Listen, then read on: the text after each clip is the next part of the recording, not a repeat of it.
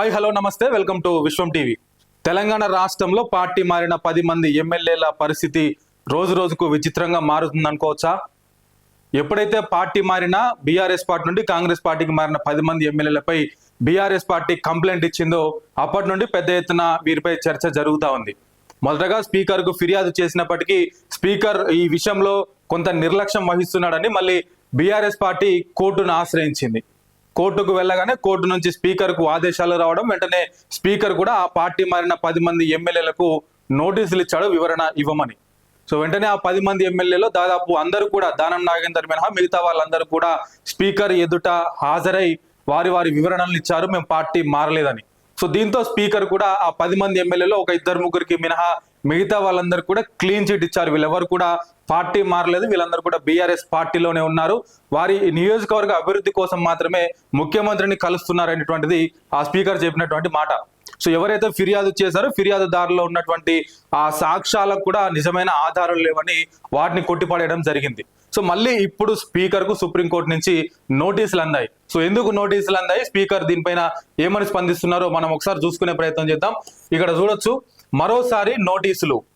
తెలంగాణలో BRS party ఎమ్మెల్యేల ఫిరాయింపు కేసులో సుప్రీంకోర్టులో కీలక పరిణామం చోటు చేసుకుంది. తెలంగాణ అసెంబ్లీ స్పీకర్ గడ్డం ప్రసాద్ కుమార్ కు సుప్రీం ధర్మాసనం మరోసారి నోటీసులు జారీ చేసింది. ఈ కేసులో రాష్ట్ర బీజేపీ సుప్రీం న్యాయస్థానాన్ని ఆశ్రయించగా జస్టిస్ సంజయ్ కరోల్ నేతృత్వంలోని ధర్మాసనం సోమవారం విచారణ చేపట్టింది. గతంలో పెండింగ్ లో ఉన్న కేసుతో బీజేపీ పిటిషన్ను కూడా జత చేసిన ధర్మాసనం తదుపరి విచారణను ఫిబ్రవరి 6కు వాయిదా వేసింది. ఇక్కడ ఇంకొక విషయం మనం గమనించవచ్చు, మొదటి నుంచి కూడా పార్టీ మారిన ఎమ్మెల్యేల విషయంలో పోరాడుతుంది బీఆర్ఎస్ పార్టీ. వారిని సస్పెండ్ చేయాలని చెప్పేసి కావచ్చు, వారు రాజీనామా చేయాలని కావచ్చు, లేదా ఆ 10 నియోజకవర్గాల్లో తిరిగి ఉప ఎన్నిక వస్తుందని ప్రచారం చేసింది కూడా బీఆర్ఎస్ పార్టీనే. సో కానీ ఇక్కడ చూసుకున్నట్లయితే ఒకసారిగా బీజేపీ మళ్ళీ తెర మీదకి వచ్చింది. ఈ కేసులో రాష్ట్ర బీజేపీ సుప్రీం న్యాయస్థానాన్ని ఆశ్రయించింది. సో ఎవరా బీజేపీ నేత అనేది కింద మనం చూసుకుంటే, సుప్రీంకోర్టు గతంలో ఇచ్చిన ఆదేశాల ప్రకారం 3 నెలల్లోపు పార్టీ మారిన ఎమ్మెల్యేలపై నిర్ణయం తీసుకోవాలని స్పీకర్ కు సూచించినప్పటికీ ఆ ఆదేశాలను అమలు చేయలేదని బీజేపీ ఆరోపిస్తుంది. ఈ నేపథ్యంలో స్పీకర్ పై కోర్టు ధిక్కరణ చర్యలు చేపట్టాలని కోరుతూ తెలంగాణ బీజేపీ శాసనసభాపక్ష నేత ఏలేటి మహేశ్వర్ రెడ్డి పిటిషన్ దాఖలు చేశారు. ఖైరతాబాద్ ఎమ్మెల్యే దానం నాగేందర్ ఇటీవల మీడియాతో మాట్లాడుతూ తాను ఇంకా కాంగ్రెస్ లో ఉన్నానని చెప్పిన కామెంట్లను ఈ పిటిషన్ లో పొందుపరిచారు. గత నవంబర్లోనే స్పీకర్ కు సుప్రీంకోర్టు కంటెంప్ట్ నోటీసు జారీ చేసిన సంగతి తెలిసిందే. ఇప్పుడు బీజేపీ పిటిషన్ జత చేసి మరోసారి నోటీసులు జారీ చేయడంతో ఈ కేసు మరింత హాట్ టాపిక్ గా మారిందని చెప్పుకోవచ్చు. ఆ ఆదేశాలను అమలు చేయలేదని ఏలేటి మహేశ్వర్ రెడ్డి గారు స్వయంగా స్పీకర్ మీదనే కంప్లైంట్ చేశాడు. వారి మీద చర్యలు తీసుకోవడం లేదు, ఇంకా కొంతమంది మిగిలే ఉన్నారు. స్వయంగా దానం నాగేందర్ లాంటి ఖైరతాబాద్ ఎమ్మెల్యే ఎవరైతే ఉన్నారో దానం నాగేందర్ లాంటి ఎమ్మెల్యేలు స్వయంగా కాంగ్రెస్ లోనే ఉన్నాము అని చెప్పినా కూడా వారి మీద చర్యలు తీసుకోకపోవడము శోచనీయమని చెప్పేసి ఆయన పిటిషన్ లో పేర్కొన్నట్లుగా కూడా మనకి ఇక్కడ తెలుస్తా ఉంది. సో ఒకసారి పార్టీ మారిన ఎమ్మెల్యేలు ఎవరని చూసుకుంటే ఇక్కడ మనం చూడొచ్చు, దానం నాగేందర్, ఈయన వచ్చేసి బండ్ల కృష్ణమోహన్ రెడ్డి, కడియం శ్రీహరి, తెల్లం వెంకట్రావు, గూడెం మహిపాల్ రెడ్డి, కాలే యాదయ్య, ప్రకాష్ గౌడ్, డాక్టర్ సంజయ్, అరికపూడి గాంధీ, పోచారం శ్రీనివాస్ రెడ్డి. ఈ 10 మంది కూడా అఫీషియల్ గా చాలా ఆధారాలు ఉన్నాయి మా దగ్గర, వీడియోలు కూడా ఉన్నాయి. వీరి నియోజకవర్గాల్లో కాంగ్రెస్ పార్టీకి సంబంధించి ముఖ్యమంత్రి రేవంత్ రెడ్డి ఫోటోతో ఫ్లెక్సీలు కూడా వీళ్ళు ఏర్పాటు చేసుకుంటున్నారు. ఇంత ఆధారాలు ఇచ్చినప్పటికీ కూడా వీరిని సస్పెండ్ చేయడం లేదు, వీరి మీద చర్యలు తీసుకోవడం లేదని మొదటి నుంచి కూడా బీఆర్ఎస్ పార్టీ వీరి మీద పెద్ద ఎత్తున పోరాటం అయితే చేస్తా ఉంది. సో పార్టీ ఎమ్మెల్యేల ఫిరాయింపు కేసు ఈ విధంగా ఉంటే మరొక ట్విస్ట్, ఈ 10 మంది ఎమ్మెల్యేల నుంచి గూడెం మహిపాల్ రెడ్డి ఇవాళ మరొక ట్విస్ట్ ఇచ్చాడు. సో ఏంటి అనేది ఒకసారి మనం చూసే ప్రయత్నం చేద్దాము. రైట్, ఇక్కడ చూసుకోవచ్చు, కాంగ్రెస్ లో చేరి తప్పు చేశా, నన్ను ఆదరించింది బీఆర్ఎస్ పార్టీ, మున్సిపల్ ఎన్నికల్లో గులాబీ పార్టీ అభ్యర్థులను గెలిపించండి, వారికే నా మద్దతు, పటాన్చెరు ఎమ్మెల్యే గూడెం మహిపాల్ రెడ్డి. పార్టీ మారిన ఈ 10 మంది ఎమ్మెల్యేలు కూడా గూడెం మహిపాల్ రెడ్డి ఒకరు.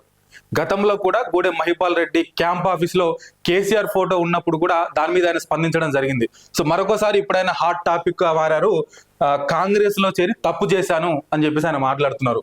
ఒకసారి వివరాల్లోకి వెళ్ళి చూద్దాము. రైట్, కాంగ్రెస్ లో చేరి తప్పు చేశా, గూడెం మహిపాల్ రెడ్డి సంచలన కామెంట్స్. నన్ను ఆదరించిన పార్టీ బీఆర్ఎస్, మున్సిపల్ ఎన్నికల్లో గులాబీ పార్టీ అభ్యర్థులను గెలిపించండి, శ్రేణులకు పటాన్చెరు ఎమ్మెల్యే పిలుపు.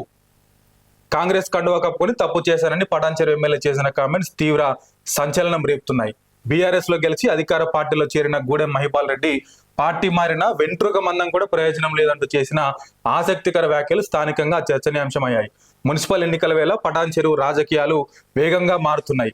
కారు గుర్తుపై గెలిచి హస్తం గూటికి చేరి అనూహ్యంగా యూటర్న్ తీసుకున్న ఎమ్మెల్యే మహిపాల్ రెడ్డి ఆదివారం మనసులో మాటను బయటపెట్టాడు.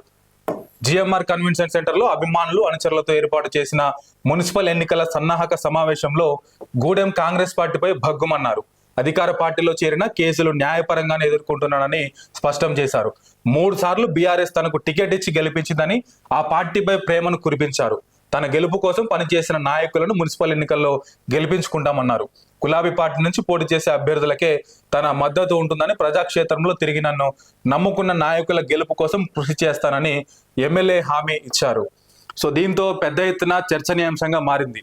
సో ఏదైతే అఫీషియల్ గా కాకపోయినా కూడా అన్అఫీషియల్ గా గూడెం మహిపాల్ రెడ్డి కాంగ్రెస్ కు సంబంధించిన మనిషి అని చెప్పేసి, కాంగ్రెస్ లోనే ఉన్నాడని చెప్పేసి పలు సందర్భాలు కూడా చాలా వరకు ఆయన మీద విమర్శలు వచ్చాయి. సో వాటన్నిటిని తిప్పికొడుతూ, అంటే దాదాపుగా ఇక్కడ ఇంకొకటి గమనించవచ్చు, ఏదైతే ఇప్పుడు పార్టీ ఫిరాయింపు ఎమ్మెల్యేల కేసు తుది దశకు చేరుకుంటుంది.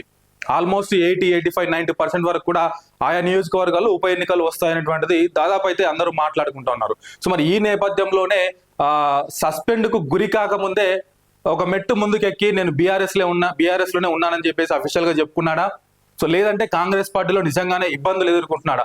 మొన్న మధ్య కూడా మహేశ్వరం నియోజకవర్గానికి సంబంధించి చాలా వరకు కాంగ్రెస్ లో చేరిన, ఏదైతే బీఆర్ఎస్ పార్టీ నుండి కాంగ్రెస్ లో చేరిన కార్యకర్తలందరూ కూడా తిరిగి బీఆర్ఎస్ పార్టీ వైపు చూస్తున్నారని చెప్పేసి ఒక వార్త కూడా మనం చూడడం జరిగింది. సో ఇట్లా స్వయంగా ఎమ్మెల్యేనే మరొకసారి నేను కాంగ్రెస్ లో చేరి తప్పు చేశాను అని చెప్పేసి బీఆర్ఎస్ లో చేరేందుకు మళ్ళీ ప్రయత్నాలు చేస్తున్నారు అనేటువంటిది ఇక్కడ హాట్ టాపిక్ గా మారింది.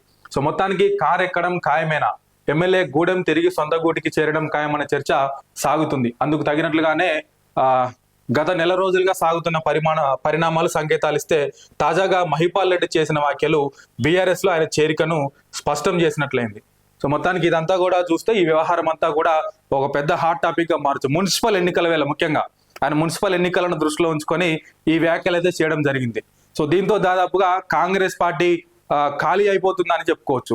మరోపక్క పటాన్ చెరువుకు సంబంధించి దాదాపుగా ఇప్పుడు మున్సిపల్ ఎన్నికల వేళ ఏం జరగబోతా ఉంది, స్వయంగా అక్కడి ఎమ్మెల్యేనే బీఆర్ఎస్ పార్టీ అభ్యర్థులను గెలిపించండి అని అనడంలో ఉన్న ఆంతర్యం ఏంటి, దాదాపుగా ఈ 10 మంది ఎమ్మెల్యేలపై ఉప ఎన్నిక రాబోతుందా, అందుకే గూడెం మహిపాల్ రెడ్డి ముందుగానే బీఆర్ఎస్ పార్టీలో చేరిందా అనేటువంటి వీటన్నిటి కూడా ఊహాగానాలకు చెక్ పెట్టనుంది త్వరలోనే.